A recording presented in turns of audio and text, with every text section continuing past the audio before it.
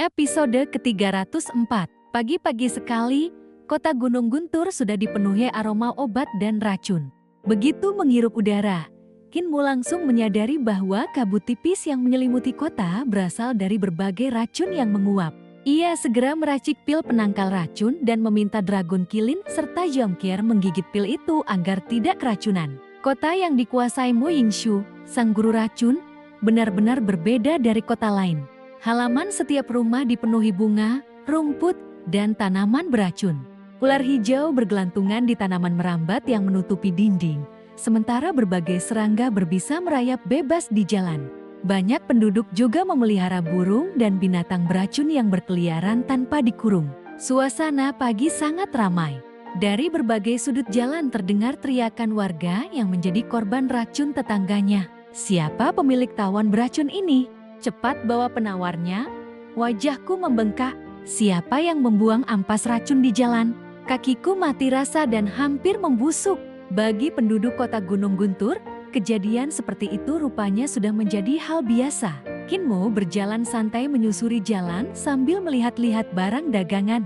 Banyak pedagang menjual racun, pil, dan tanaman obat berkualitas tinggi. Ia membeli beberapa ramuan langka serta berbagai pil racun yang bisa dijadikan bahan dasar untuk meracik racun yang lebih kuat. Tak lama kemudian ia tiba di pusat kota, tempat yang paling ramai. Di sana berdiri banyak arena bundar tempat para praktisi jalur racun saling bertanding. Namun pertandingan mereka sangat berbeda dari duel biasa. Di dalam arena terdapat toples, berbagai tanaman beracun, serta serangga berbisa. Kedua peserta akan memaksa serangga mereka bertarung hingga hanya satu yang bertahan hidup. Setelah itu, serangga tersebut diberi tanaman hasil budidaya yang dipercepat dengan mantra khusus sehingga tumbuh hanya dalam hitungan detik. Serangga-serangga itu lalu berevolusi, memuntahkan kabut atau api beracun. Sementara kedua praktisi terus meracik racun sekaligus penawarnya di tengah pertempuran. Kinmu mengamati sebentar sebelum menggelang pelan. Metodenya memang menarik. Tetapi kemampuan mereka masih biasa saja. Ia terus berjalan hingga tiba-tiba terdengar ledakan keras. Salah satu arena hancur. Lalu seekor laba-laba raksasa muncul dari dalamnya. Tubuh bagian bawahnya adalah laba-laba berbisa, sedangkan bagian atasnya menyerupai wanita cantik. Makhluk itu meraung sambil menyemburkan kabut beracun hingga para penonton mundur ketakutan. Kinmu memandang dengan kagum. Orang ini mampu menciptakan makhluk berbisa. Seperti itu hanya dari tanaman dan serangga beracun. Kemampuannya benar-benar luar biasa. Di atas tubuh laba-laba berdiri seorang wanita berjubah hitam dengan wajah tertutup cadar. Kulit yang tampak dipenuhi kutil akibat racun. Dengan suara nyaring ia berteriak, "Mu Yingshu, aku datang lagi. Keluarlah dan tentukan siapa guru racun sejati."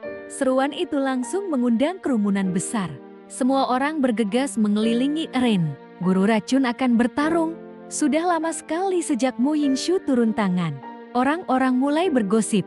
Mereka bahkan menyebarkan rumor bahwa setelah bertemu guru kultus iblis surgawi dari dataran tengah, Mu Yingshu jatuh cinta padanya. Konon hubungan mereka membuat kemampuan racunnya meningkat pesat hingga mencapai tingkat yang bahkan sulit dipahami para dewa. Kinmu hanya bisa berkedip mendengar gosip itu. Kapan aku punya hubungan seperti itu dengannya? Yang sebenarnya terjadi hanyalah pertarungan racun sengit. Keduanya saling meracuni hingga sama-sama berubah buruk rupa. Jikapun ada, yang tumbuh hanyalah rasa hormat terhadap kemampuan masing-masing. Namun ia teringat satu hal. Dia memang pernah menciumku. Jantung Kinmu tiba-tiba berdegup lebih cepat. Wajahnya memanas, napasnya menjadi tidak teratur, dan dadanya terasa hangat. Apa ini efek racun kerinduan yang diberikan sistermu? Untuk memastikan, ia memaksa dirinya memikirkan Ling Yuxiu, Siung Xiang, Hei, dan gadis-gadis lain. Seketika rasa hangat itu menghilang. Sepertinya racun itu masih bisa diatasi.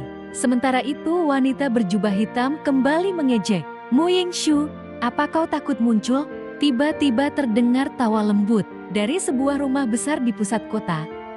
Tanaman merambat hijau tumbuh dengan kecepatan luar biasa. Sulur-sulur raksasa itu membentang beberapa kilometer hingga mencapai arena. Sebuah kuncup bunga besar mekar di ujungnya. Dari dalam bunga itu Mu Yingshu melompat keluar dengan kaki telanjang. Ia mendarat anggun di atas benang sari bunga lain yang baru saja bermekaran. Seolah sedang berjalan di atas kelopak. Sambil tersenyum ia berkata, "Yu Qingcan, dulu kau kalah dariku. Racun di tubuhmu bahkan belum benar-benar hilang.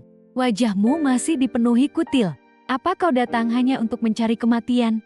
Wanita berjubah hitam tertawa dingin. "Setelah kau menghancurkan wajahku, tak ada pria yang berani mendekatiku. Tapi selama bertahun-tahun aku tidak tinggal diam." Mu Yingshu mengangguk pelan. "Kita para ahli racun memang sama-sama bernasib buruk. Tak ada pria yang berani mendekati kita karena takut diracun." Lalu senyumnya semakin lebar. "Tapi aku berbeda sekarang.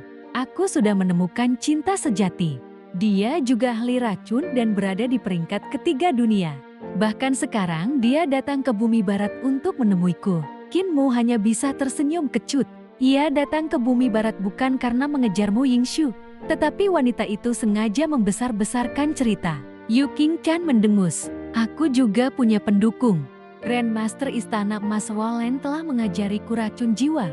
Hari ini aku bukan hanya akan merebut gelar guru racun darimu, tapi juga membunuhmu." Ekspresi Mu Yingshu sedikit berubah ketika mendengar nama Grandmaster itu.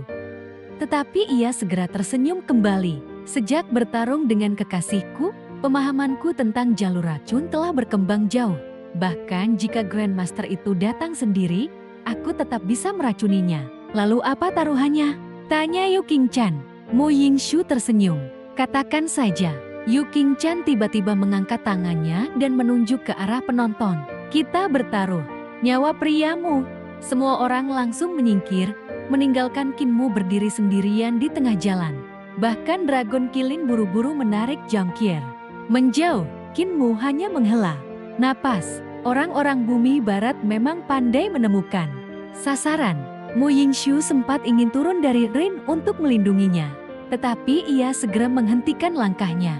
Jika turun sekarang, berarti ia mengakui kekalahan sebelum bertanding. Akhirnya ia mengangkat kepala dan berkata tegas, "Baik, aku menerima taruhan itu." Ia menginjak benang sari bunga di bawah kakinya.